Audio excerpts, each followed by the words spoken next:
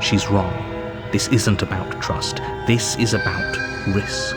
So for We this stand to lose playthrough, everything. we've gone down and she's already angry because we have the knife, but we've decided to have a chat with her and take it from there. I'm guessing you don't have the key then.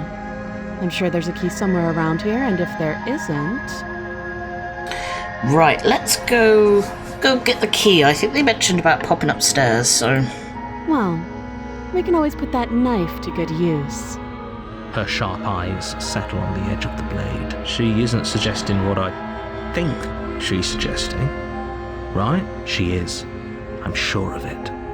Examine the chains. I'm gonna get you out of here. Oh, you have to be kidding me. You walk up to the chains binding the princess to the wall and give them a tug. They're large and heavy, far too solid for you to even imagine trying to break them apart. If you don't have the key, maybe you should go looking for it. I'm sure it's somewhere upstairs. Doubtful. Whoever locked the princess away down here intended for her to never see the light of day. They wouldn't have just left the key to her chains somewhere in the cabin. I'm gonna check upstairs for the key. I'll be here. You BRB, attempt to baby. make your way out of the basement, but the door at the top of the stairs slams shut. You hear the click of a lock sliding into place. So he still locks you down here. Let Some me out! keys are met Let me with out! silence. You're here to slay the princess, and you won't leave until the task is done. You try the door, but it's locked from the outside. I'll repeat myself once again. You're here to slay the princess, and you won't leave until the task is done. Mummy. You make your way back to the bottom of the stairs. This would have been so much easier if you'd simply slain her like you were supposed to. Easier for whom? Easier for everyone. I heard the door slam. They locked you down here too, didn't they? Yep. The knife. Pick it up and cut me out of here. You won't like what happens if you do that. And now, let's try killing her. Without hesitation, you bring the blade Oof. down. The princess flinches as you strike and your weapon sinks into her shoulder. You bastard. If I have to kill you to leave this place, I'll do it. Oh dear. I thought we had the upper hand, but it's as if she's barely even threatened by us. She's unarmed and there's nothing she can do to hurt you. I'm not so sure. Don't waver now. You lash out with the blade, slicing wherever you can. Her fists connect with your body again and again, each blow stronger than the last, shattering bone and rupturing tissue with reckless abandon. Forget trying to rescue her. This is about survival now. Give her everything you've got. Slay her again. You roll out of her grasp and shakily push yourself back to your feet. Though every inch of you is in pain, the princess probably has it worse. Blood pours out from countless gashes, staining her once pristine dress. She pauses for a moment, catching her breath, staring at you with wild eyes. We can still turn this around. Oh, okay. So, we've gone the path before we've finished the job. We can run away, lock her in the basement, but I think that'll probably lead to what I've done before. So let's just give up. Let's see what happens if I just give up. Are you serious?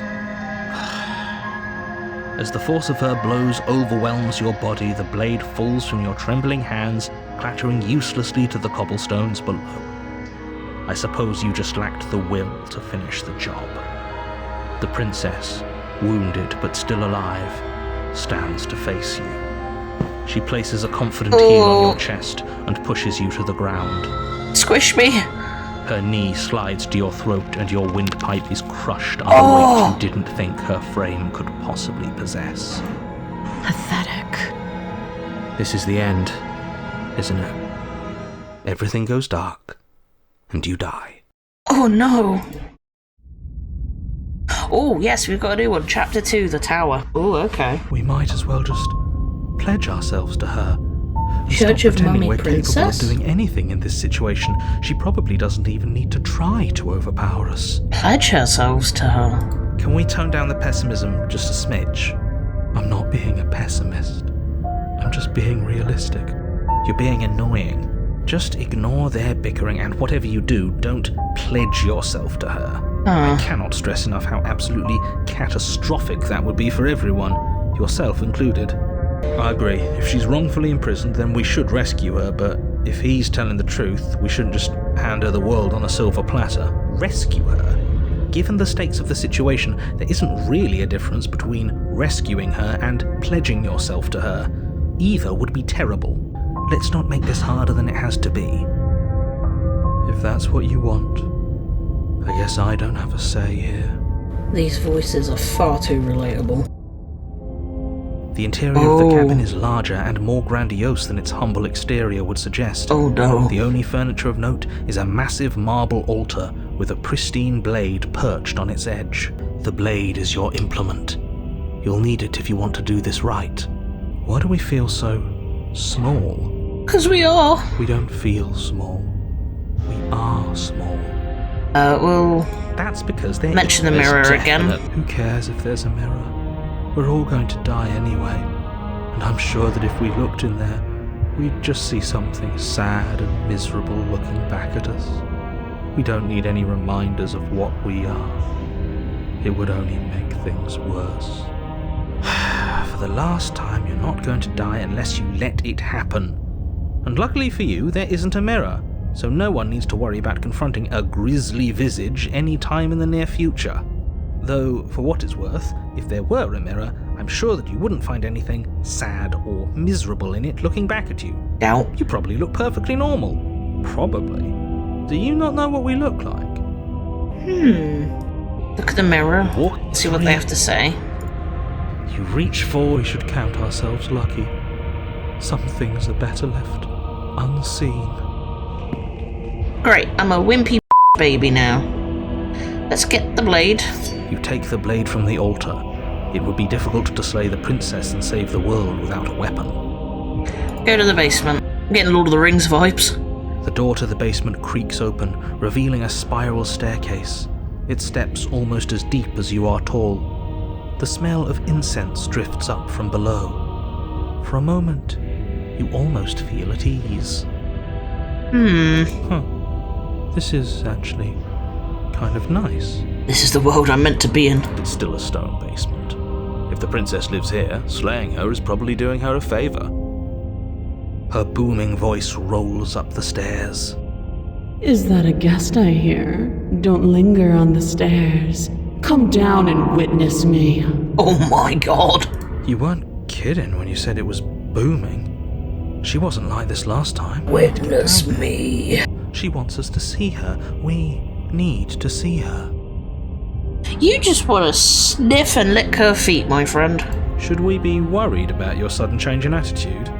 Just a few minutes ago you were going on about how pointless everything was. Now you want to go down there. Too many of the personalities here are simps. Doesn't matter what that little voice says. He's not the one making the decisions. Though if his ramblings get you to the princess, they get you to the princess. Okay. Making your way down the spiral staircase is a time-consuming and exhausting effort, every step requiring you to clamber over one edge before dropping to the next. But soon the end comes into view, and you tumble to the bottom, entering the vast, temple-like room beyond. The princess towers over you, my god. almost glowing in the weak starlight, her figure framed by a stained glass window. Her long hair billows around her, and a chain binds her wrist to the far wall. I've had both nightmares and dreams like this. The chain is nothing to her. It might as well be a toy for all the good it would do. The little bird has returned to me. I wonder what he wants. You brought that knife again, even though you know it's useless. Such charming audacity. Drop it. Yes, mummy. The blade slips from your fingers and clatters uselessly to the floor. Oh no. We didn't have to do that. Well, we did. And yet you did. She's so much more than us. You wouldn't understand what it feels like to be in her presence. Oh, I understand what's going on, and you'd better snap yourself out of it. Kneel. Yes. On her command, you fall to the floor, knees painfully connecting with hard stone. Yeah. Oh god. That's my good little bird. Now, why don't we talk? The last time we met, you told me I was destined to end the world. That thought wrapped itself around my heart. It has pulled at me since the moment I squeezed the life out of your broken... Did you like the idea, Mummy? I could feel its fundamental truth awaken me. I hope you're proud. The collapse of the old is a necessary prelude to the birth of the new. And the world as it is now is overdue for alterations. We'll give it a makeover in your honor. It's time for me to seize my destiny, and you, little bird, will help me seize it. Well, that gives away the game, doesn't it? It does.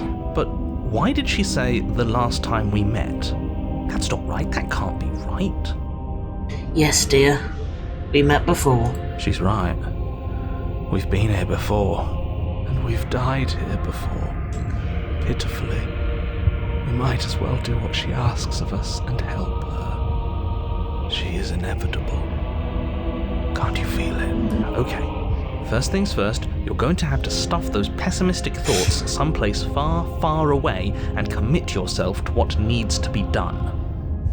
The stakes of the situation should be perfectly clear to everyone now. And if you're going to save the world, you have to have faith that you can pull this off. You can't win a battle that you've already lost in your mind. Right, let's ask some questions. What would you have me do? What do you have planned? All you have to do is break these chains and set me free. If you're so powerful, why can't you just break it yourself? Don't be rude. Of course she can. It's not rude to question someone who's apparently trying to end the world. Don't be rude. That's exactly why it's rude. We should know our place. I can, easily. But that isn't what I want to do. The story of a terrible and bountiful god unbounded of her own will is no story at all. It's not worthy of everything I am or everything I'm bound to become. It isn't even worthy of what I was. The destruction in Genesis that's to follow in my wake is deserving of a song that can echo for eternity.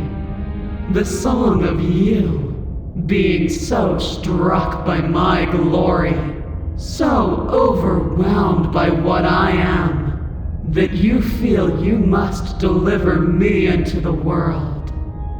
And from your act of utter devotion and submission springs a new dawn. Submit now, submit later. It makes no difference. Because in the end, no matter how vainly you struggle against me, my will triumphs over yours. Oh dear. I have questions for you before I decide to do anything. Know the limits of your privilege, little bird. There's an empty place at my side for you to fill, if you'll have it. But it is not a place for an equal. It is a place for something worthy to be kept. A priest, perhaps, or a pet. I'm happy to be both. Just because you're supposed to end the world doesn't mean you actually have to do it. You can be whatever you want to be. This isn't about desire. This is about what I am. And I have little interest in discussing destiny with one that cannot see the divine truth that shines in my heart. Oh, okay. I am yours to command, my love. Your will was so easily broken. Am I that magnificent? All you need to do now is break my chains. If this is what you want, then I guess there's not much else for me to say. No, you can't just give in to her. Not when the stakes are so high. Not when you're so close. I won't let you do this. There's still something in the way.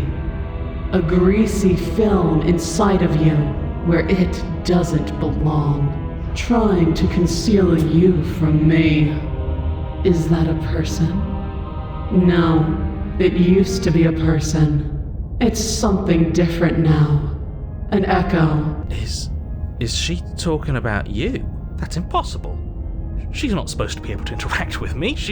You're a small one, aren't you? No. What are you talking about? I'm just... I don't care what you are. You're mine. Oh no, narrator! Without hesitation, you're brought to your feet. Oh no, they've melded into one. Break my chains. All you need to do is believe it's been done. Oh no. What if I don't believe? I have to. It's over. I'm sorry. Break her chains. Her chains shatter, and the cuff falls from her wrist. She is loose, and the end is upon us. What a good disciple you are. Come, it's time for us to leave. What happens now? Nothing. And then, everything. Mama. And she got. So let's try taking the other path in a minute. Let's see what she has to say about this one. Flickering lights in empty cityscapes become pockets of vitality and movement. I am more than I was before. Whenever you are ready, I will wipe your slate clean once again. What are your thoughts on this vessel? This one is dominance, a figure capable of bending everything to her will. She will make for a terrifying and divine heart. Do not mourn her, for she would not be able to mourn you. Okay, let's go and take the other path. Drop it. No! As if on command, the blade slips from your No! grasp. I pressed no! Patters uselessly to the I floor. pressed no! But we didn't drop it. We decided to grip it tighter, remember? Are you really just going to let that happen to us? No! I have a duty to report facts as facts, and the fact is that you dropped the blade. But I didn't wanna! Of course we dropped it. She's so much more than us. Mm, You wouldn't understand what it feels like to be in her presence. I didn't want to do it. Oh, I understand what's going on, and you'd better snap yourself out of it. Kneel. No! Oh, are you still trying to defy me? I said kneel. Your legs buckle, and your knees. That's my good little bird. Now, why don't we talk? Okay, so let's go straight to I'm not gonna help you end the world. I don't care if something new comes after, I just can't let you do that. I see. Perhaps you need another lesson in submitting to your betters. Oh god. Pick up that needle. No. Do it. It's what she wants. No objections here. I don't know what she's planning, and I don't like that we don't know what she's planning, but we might as well pick up the blade. As your eye falls on the blade, you feel a weight. Oh Some no. divine hand that sits unperceived by your senses, but that manages to push you towards its desires like an unseen puppeteer. Oh no, I can't do anything. Why? What are you going to try and make me do with it? I'm going to kill you. You're not kidding about that divine hand. Who's doing this? Is it her? Is it you? No. Pick up You the reach blade. forward Oh no. and grasp the blade. Stand. This one's easy. See? This isn't so bad. Okay, yeah. We can do that. We were probably going to stand anyway. Okay, yeah, reason with it, why don't you? I hate you. I hate you so much, all of you. Stop making me do things. I'm going to kneel here forever. Stan. You can feel a creaking tension between body and will as you slowly rise to your feet, like two foes forced into an unhappy truce. Oh no. The princess eyes you with soft contemplation. The moment seems to last a lifetime, the silent anticipation of what's to come dragging out the long, painful seconds. But all silences are broken eventually. To defy me is to claim we stand on level ground. We do not. Take that knife in your hand and slit your throat. What? What? You don't have to listen to her. You're armed. Just steel your nerves, step forward, and end this. Can I? Can I even do that? End this. Oh, we'll end this all right. No, Broken! Your hand lifts the blade and brings it towards your throat. Okay, I apologize for the unclear language. End her. Yes, kill her. Slay yourself, slay her, kill her! Your body is sluggish and unresponsive, actively fighting against you, but you do your best to stagger forward. One step at a time, you move towards the princess. Slitting your throat would have been a mercy, but it seems you're in need of a harsher lesson. No, you're not my mummy no more. Plunge that knife into your lungs. No, no! I'm sorry. Don't. As you take another step forward, the blade digs into your ribs, slicing through flesh with ease. It somehow feels like an entirely natural thing to do, while the simple act of walking has become an arduous impossibility. Then it slides back out, the wound burning as a small hiss of air escapes through the fresh orifice. Blood fills your lungs. Now, do it again. Keep doing it until I give you permission to stop. Those are just words. You don't have to listen to her. It's what she wants. You, heroic one, what are you doing? Don't just let this happen. Stop him from killing you. I'm on it. Your other hand locks around your wrist, struggling to keep it from perforating vital organs. But the blade still flails towards you, managing to slice bits of skin that pop to the floor to join the growing pile of blood and gore beneath you. Despite the pain, you manage to keep yourself in one piece, at least for now. Oh, it's making my chest hurt. What a pitiful display. A wounded little bird thinking it can defy a god. It doesn't have to be like this. It doesn't have to hurt so much. You can choose a gentle end. You can choose to leave that punctured vessel for the next. No! I'm keeping my morals and I'm gonna murder you. Or you can pathetically struggle against yourself until the floor of this temple is painted with the bloody impressions of your futility. It's so wet. It's so wet. You continue to approach the princess, even as the repeated gouges of your blade expose bone and muscle to the open air of the basement. Oh no! You know, this would be a lot easier if you gave us a hand. My influence only goes so far, and I can only juggle so many things at once. The best I can do right now is to continue to drive you forward. Believe me, this whole ordeal would be so much easier if I didn't have to contend with free will. You're the one making things difficult. You're the one making us hurt. She doesn't want to hurt us. She's just doing what she has to. She doesn't want to hurt us. Then what is this? Stop. Oh. As you finish crossing the room, you fall to your knees at the princess's feet, your chest heaving as your blood pools in the crevices of the stone floor, the coppery taste coating your throat. The princess kneels down, lifting your chin with her finger as her face lowers to yours. Your devotion is misplaced. You've surrendered to delusion. But something about your defiant spirit speaks to me. You are different than you were before. Perhaps, if you've learned your lesson, I can spare you from the release of death. Mercy? Yes, how thoughtful of her. It's a mercy. Take it. I think he's given up whatever say he had at the start of all this. At least one of you is sane. She's within striking distance, and she's only negotiating now because she knows you have what it takes to put an end to her. I said no, I cannot resist. Pledge. No, I'm not pledging again. F*** you. No. Yes. Though your body trembles, struggling to defend itself in the face of the princess's overwhelming will, you finally manage to break through, darting to her side before she can react.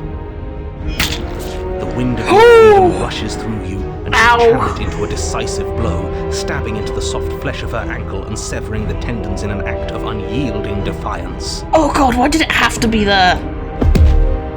She falls to the floor, crashing unceremoniously to her knees.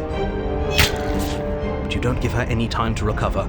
Your heart pounding with determination, you plunge your blade into her chest. Yes! As you find your target Oh, again, no. she laughs, crude emotion breaking through her once stony composure as your blade. Yes, yes, yes! No, no, no! We can do this, can't we? You always could. The decision to give you this task was not made lightly. You're here for a reason. It's not too late to pick up the pieces. It's not too late. That. Shut up. Yeah, shut up! I can't believe you would actually strike me. You heathen! You worm! You defiler! You don't know the consequences of your arrogance! My arrogance. Before you can strike the final blow, the princess lashes out, knocking you off your feet. There's an unsettling wet pop as your spine breaks, numbness and pain spreading through your body. She drives her fist into your chest. Your body is crushed as she pulverizes you into the floor, the ground itself breaking from the impact. I made a point though, didn't I? You lie there, broken, beyond pain, unable to even see what she's done to you.